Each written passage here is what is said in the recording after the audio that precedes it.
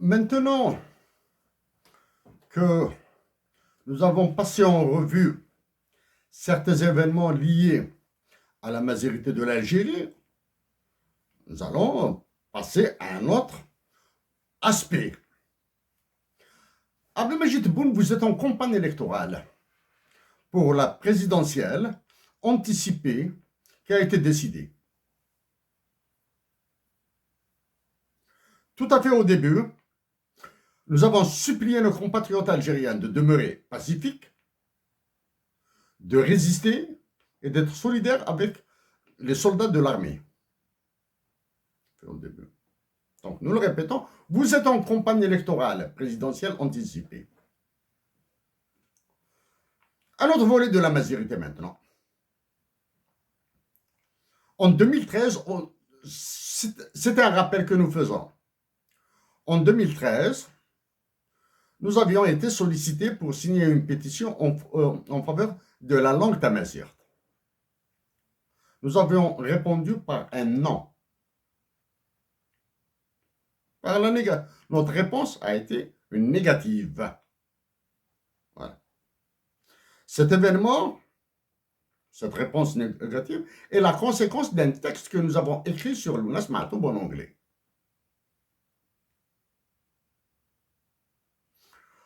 Comme un dicton populaire anglais le dit, it's a blessing in disguise. Ce texte en anglais que nous avons écrit sur Lounas Mahtoub a donné naissance à une merveilleuse histoire d'amour. Voilà. Et qui dure toujours. Notre réponse négative a été compensée par un travail sur les impacts économiques de Tamazight, et à partir de maintenant, tous les mots que nous utilisons, des mots probablement théoriques et techniques, ont un sens. Et nous éviterons d'aller dans le détail. Le détail est contenu dans notre livre, le livre de la Charte pour la patrie. Voilà. Certains autres sont contenus dans un recueil de nouvelles. Nouvelles d'une humanité déchirée avant qu'elle ne change. Ok. Donc, notre réponse négative a donné naissance à un travail acharné sur les impacts économiques de Tamazight en Algérie et en Afrique du Nord, dans le cadre des principes du développement durable et du respect des droits de l'homme. Voilà. Ce travail, dans les conclusions de ce travail que nous avions présenté en avril 2014 à l'Université de Montréal, nous avons abouti au niveau international à la création d'un marché des ressources naturelles dans le sud de l'Algérie et la création d'une nouvelle monnaie. Nous répétons, la création d'une nouvelle monnaie ancrée sur l'air et la terre. Il ne s'agit point de prétention de notre part. Nous faisons partie, probablement au maximum, d'un groupe de 10 personnes au Canada qui ont travaillé sur les impacts économiques d'une langue et la création d'une monnaie ancrée sur l'air et la terre. En 2023, la guerre des monnaies risque d'emporter l'Algérie. Voilà.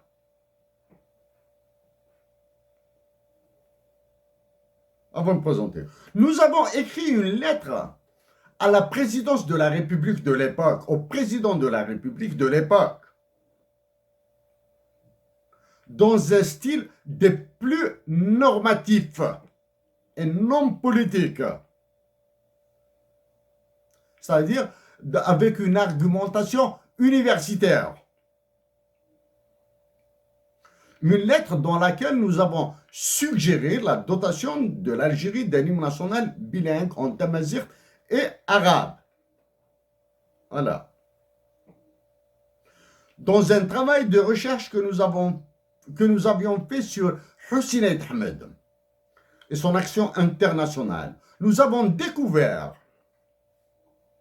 que Hussein Eid Ahmed a fait cette suggestion en 1964, c'est-à-dire la confection d'un nouvel hymne national algérien par voie de concours. Ça, c'est ultérieur à notre travail sur les impacts économiques de Tamazight. Toujours, dans un travail de recherche, nous avons découvert que selon le biographe de Chadri Benjdid, il a été question de transformer la chanson Min Ajlika Ya Watani en hymne national. D'accord? Nous avons demandé à la défunte Dihya Louise, qui maîtrisait les 3 langues, le français, l'arabe et tamazight, de créer un hymne national en arabe et en tamazight. Malheureusement, le concert du saint a eu raison de sa vie. Pour sa mémoire, nous avons suggéré la définition d'une journée qui portera son nom de Dihya Louise ou Louise Aouzlek pour la détection et la prévention des cancers du sein chez toutes les Algériennes.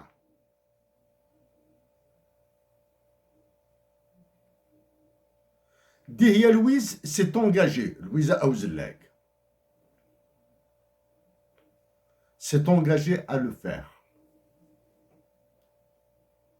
Pour sa mémoire et pour l'histoire de la patrie Algérie, nous le répétons aujourd'hui. Ça. Venons au drame des différents pouvoirs algériens qui se sont succédés, qui regardent l'amazirité vers le passé, au lieu de la regarder vers l'avenir immédiat, à moyen terme et à long terme. Que si Emmanuel Macron décide de déclencher, d'augmenter la violence armée du conflit entre l'Algérie, le Mali et le Niger, que diriez-vous à nos sœurs et frères Touareg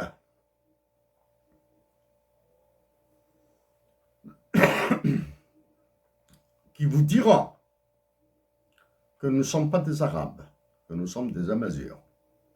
Que diriez-vous à nos frères et sœurs du Mzab? Que diriez-vous à nos sœurs et frères Chaoui? Que diriez-vous à nos frères et sœurs du Titri, de l'Ouest algérien?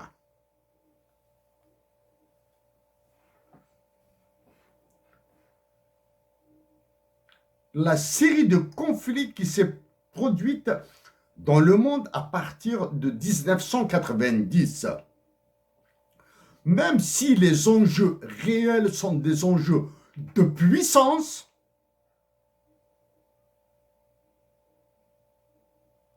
leur détonateur a été identitaire.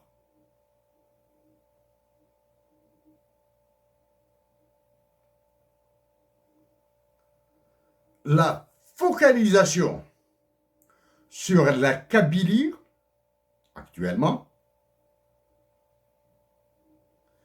est un danger extraordinaire qui va impacter le sud de l'Algérie, l'est de l'Algérie, l'ouest de l'Algérie. Vous, Abdelmajid Tebboune, et tous les généraux qui vous mettent la pression, en plus des ordres que vous recevez de l'étranger, êtes-vous conscient que c'est vous qui allez faire subir à l'Algérie le même sort que la Yougoslavie? Êtes-vous conscient que vous allez faire subir à l'Algérie le même sort que l'ancienne URSS, dont je parlerai après, dans le volet économique surtout? Êtes-vous conscient que vous allez poser un conflit plus terrible que le conflit irlandais? Allez-vous faire revivre à l'Algérie ce qu'a vécu l'Espagne et la Catalogne? Et en Afrique même maintenant. Regardez ce qui se passe au Soudan. Regardez ce qui se passe au Cameroun.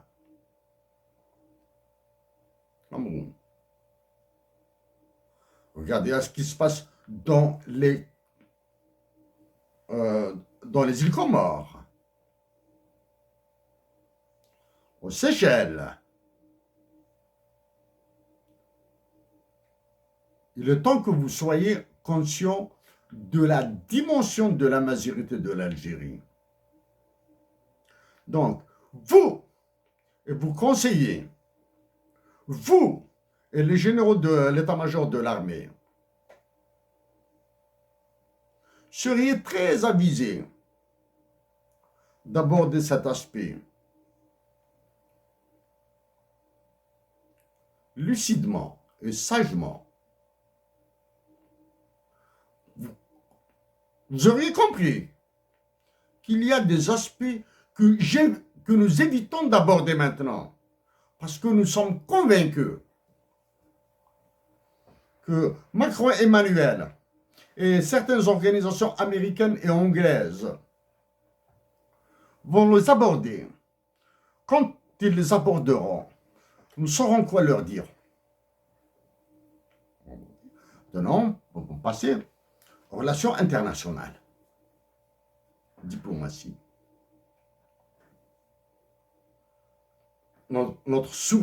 Notre unique source d'information, ou presque source d'information omnibus, est YouTube, en plus. La presse algérienne, impossible à lire, parce qu'elle est vide. La presse française, elle est au pied de Macron à peine si nous jetons un coup d'œil sur les unes. Et ces derniers jours, c'est l'Algérie qui est attaquée, à travers vous, à travers l'état-major, à travers l'économie, à travers la corruption, etc. Par contre, la presse américaine va en profondeur.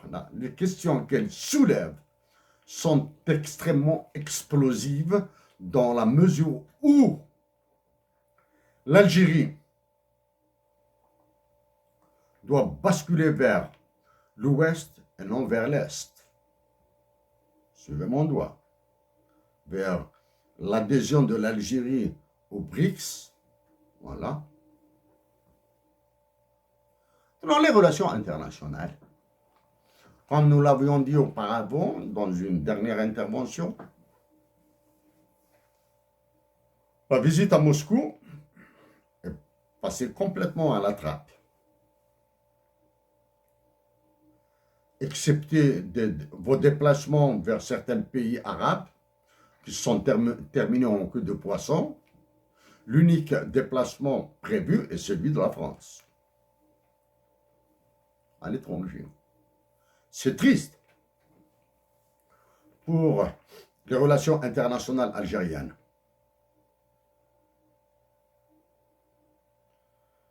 Déléguer un ministre des Affaires étrangères pour assister au couronnement du nouveau roi du Royaume-Uni, ouais,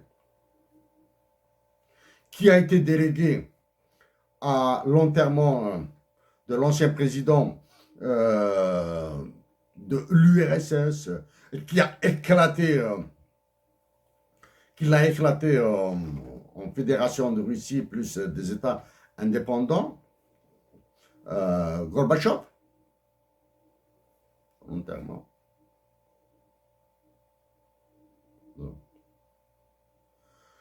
Tout ce que nous avons fait au niveau international, en termes d'action, au niveau international, en faveur de notre patrie, l'Algérie, et en faveur de toute l'Afrique du Nord, et en faveur de toute l'Afrique, a eu des échos.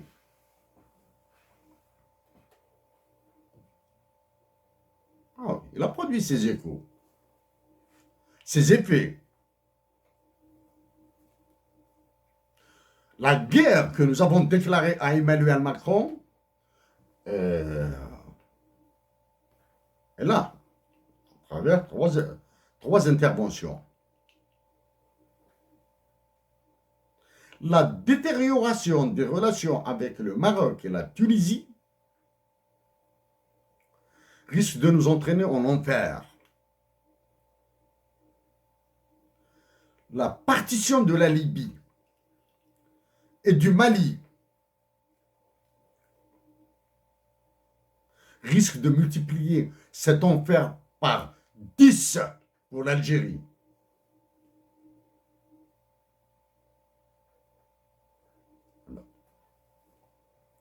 C'est bref en termes de relations internationales. Ce que nous venons de dire est très bref. L'État algérien doit cesser d'invoquer l'Organisation des Nations Unies, l'ONU, et son Conseil de sécurité. L'Organisation des Nations Unies et le Conseil de sécurité, et nous l'avions dit auparavant dans le passé, risquent de subir le même sort que la SDN.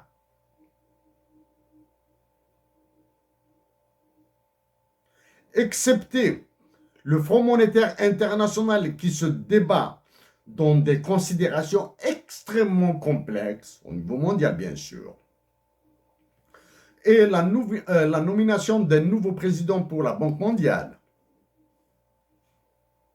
il est difficile d'entendre parler de l'Organisation mondiale du commerce actuellement. Voilà, pour l'aspect international. Reste maintenant le dernier aspect, l'économie en Algérie. La connerie en elle-même déjà est une série de conneries. L'économie en elle-même est déjà une série de conneries. L'Algérie est excellente. Abdelmajid Tebboune, vous avez déclaré, vous avez ordonné l'augmentation des pensions de retraite de 5, 4 et 3% respectivement. Ce que vous venez de faire est un crime contre l'Algérie, contre la nation algérienne. Parce que d'abord, vous avez augmenté les inégalités. Quand vous augmentez de 5% un salaire maximal de 20 000 dinars, c'est 1000 dinars. Et quand vous augmentez de 3% une pension de retraite de 600 000 dinars,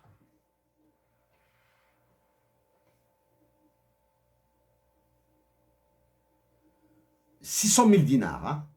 Ceux qui touchent 60 millions de centimes de pension de retraite, s'ils existent. Vous nous diriez que nous avons exagéré, qu'il n'existe aucun salaire supérieur à 60 millions à 600 000 dinars en Algérie. Soit 300 000 dinars.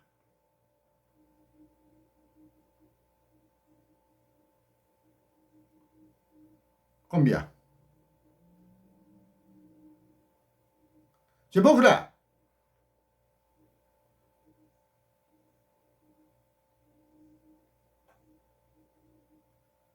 Augmenter de 3% une pension de retraite de 300 000 dinars ou de 200 000 dinars, comparé à 5% d'un salaire maximal de 20 000 dinars,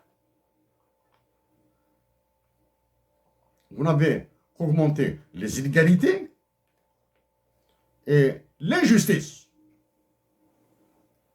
en Algérie. Ah. Non seulement vous avez augmenté les inégalités et l'injustice en Algérie, mais vous avez ordonné l'augmentation de l'inflation. Les commerçants ne sont pas des idiots, Ils capteront dès à présent votre annonce. Donc, en augmentant de 5, 4 et 3% les pensions de retraite, vous risquez d'aggraver encore l'inflation. C'est-à-dire, vous baissez les salaires réels. Nous pouvons faire une série de conséquences désastreuses de vos séries de décisions de ce type. Alors que, au lieu de cette augmentation des salaires, c'est juste un point basique, 2 éléments basiques. Vous avez décidé d'augmenter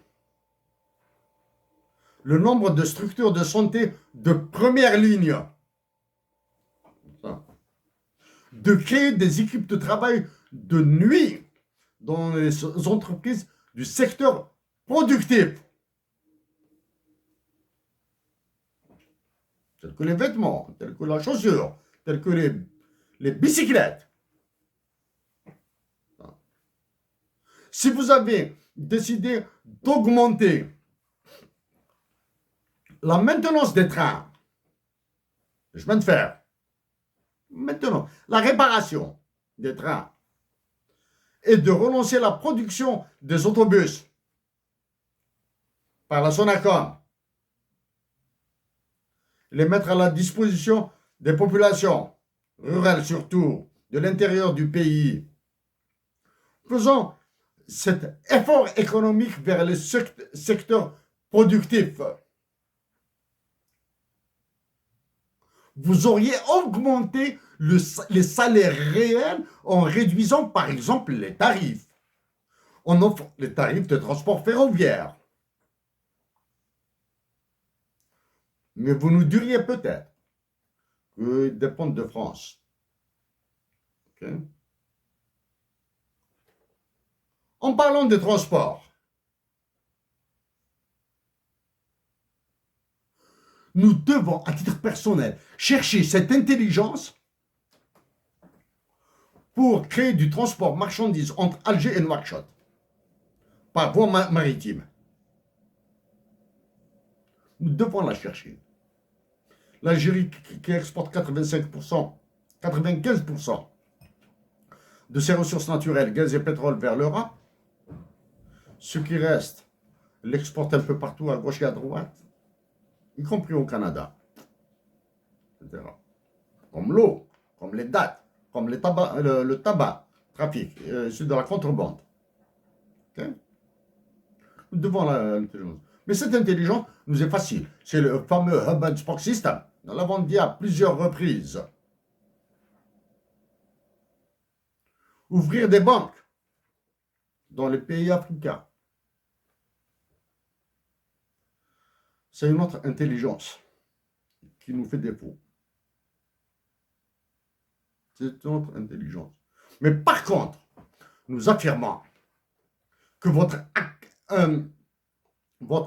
incapacité, impuissance, comme c'est le cas de la Tunisie, comme c'est le cas du Maroc, à aller vers un taux de régime, taux de change, un régime de taux de change fixe, comme la Chine. Ok. D'aller vers la surévaluation de la monnaie algérienne, pour la mettre au même titre que le dinar tunisien et le dirham marocain. Oui, vous avez préféré aller vers le franc CFA, une monnaie fiduciaire, une monnaie génocidaire. Pour ça, c'est un autre franc que nous avons déjà ouvert avec le Fonds monétaire international et la Banque mondiale, que nous allons continuer à entretenir. C'est un franc que nous avons ouvert. D'ailleurs, c'est un franc qui a poussé le four crématoire, la chambre à gaz, le Gourbi, qui est la Banque d'Algérie, à produire des données sur 20 ans. C'est la conséquence de notre action au FMI, auprès du FMI et de la Banque mondiale. Nous avons travaillé sur les données algériennes sur 20 ans, sur 40 ans, de 1980 jusqu'à 2020. Ce document que nous avons déposé au FMI et à la Banque mondiale à Washington il y a déjà une année. C'est le point économique. Donc, en restant dans la connerie économique.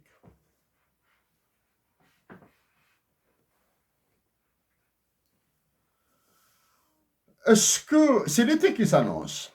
Pour nos compatriotes qui résident en Europe, les déplacements vers l'Algérie sont plus faciles. Plus faciles. Donc, des crises, des bagarres, de la violence, du copinage, du piston, de la contrebande vont s'exercer sur les agences d'Air Algérie, en France surtout. Alors que le problème fondamental, essentiel, le noyau, c'est le système de réservation utilisé par Air Algérie, qui est localisé en France. Donc, les Français imposent leur loi sur les réservations en Algérie. Okay? À notre connaissance, si le système a gardé toujours le même nom, il s'agit du système Archimède. Et il a été prévu pour qu'il soit remplacé durant les années 90 par un système typiquement algérien qui s'appelle Casbah. En parlant de système Casbah, il y a un système de réservation électronique, c'est-à-dire par réseau, Internet, typiquement algérien. Vous comprendrez que nous parlons du NRI, de Network Readiness Index, c'est-à-dire l'état de la pénétration de l'utilisation des technologies numériques en Algérie, qui doit s'appliquer, ce constat doit s'appliquer aux banques, etc. Donc, les réservations sur Air Algérie connaîtront de sérieuses perturbations, de problèmes sérieux seront vécus par la communauté algérienne établie essentiellement en Europe et en France en particulier. Voilà. Maintenant, avant de terminer, ce sont les ressources naturelles. Nous sommes en 2023. Des Algériennes et des Algériens, filles et garçons, sont nés ce jour même. Le 8 mai 2023, des Algériennes et des Algériens sont nés. Probablement que des enfants venus des pays voisins, avec leurs parents, veulent s'installer définitivement en Algérie. Nous sommes en 2023. À supposer que certains d'entre eux termineront leurs études dans 25 ans. Dans 25 ans, certains de ces enfants seront diplômés. Seront en 2048. Quel est le stock de ressources naturelles économiquement exploitables qui seront disponibles pour ces futures générations. Dans 25 ans. 2023 plus 25 ans, ça va faire 2048. 2048, 2049, 2050. Sans oublier la nécessaire, l'indispensable augmentation de la population algérienne. Quelles sont les ressources qu'exploiteront-ils comme ressources naturelles? Quelle eau vont-ils boire? Quel blé, quelle quantité de blé vont-ils les nourrir? Bien, allez-vous donner ça aux pays du Golfe, l'Arabie Saoudite, Qatar, etc., pour éviter la dislocation de l'Algérie à cause de la démographie qui est nécessaire à augmenter. Et de la déplétion des ressources naturelles. Il est nécessaire de déplacer la capitale vers le centre de l'Algérie, vers le Tanzoloft.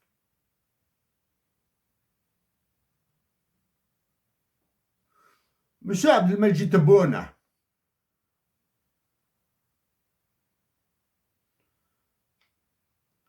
l'Algérie est notre patrie.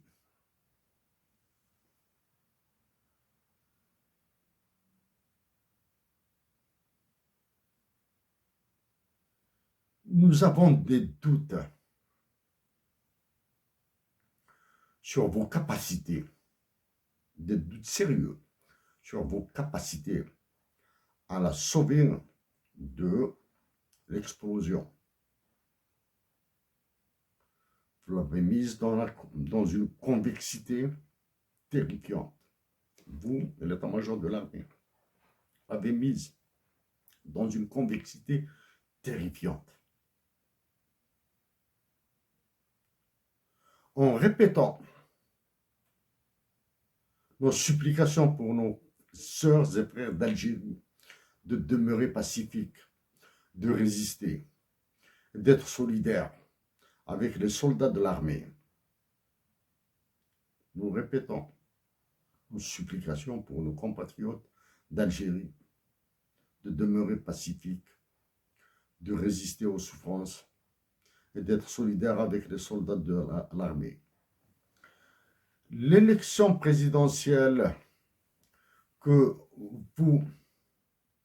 a été imposée et dont vous avez commencé la campagne électorale risque d'aboutir à des résultats imposés, lesquels résultats imposés conduiront l'Algérie à un état de siège ou à un état d'urgence.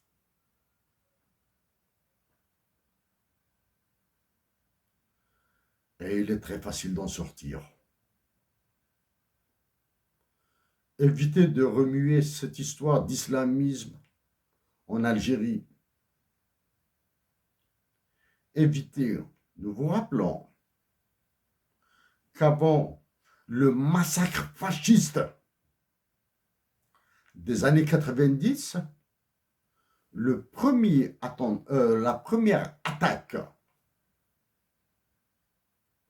islamiste a été l'agence de la Banque nationale d'Algérie à Boufarik, dans la région de Blida, qui a été conduite par un groupe d'islamistes de l'époque. C'était un 1er novembre 1985. À l'époque, nous étions militaires à l'école de formation des officiers de réserve de Blida, dirigé à l'époque par le précédent conseil chef d'état-major de l'armée. Précédent. Ce qui s'est passé en 1990, à partir de 1989, plus exactement, une naissance en 1985, et 1986, avec ce qui s'est passé dans la région de l'Arba, de Oued Blisliman. Évitez de jouer avec le feu de l'islamisme. À nos chers compatriotes, à nos chers frères et sœurs d'Algérie, la patrie Algérie vous mérite.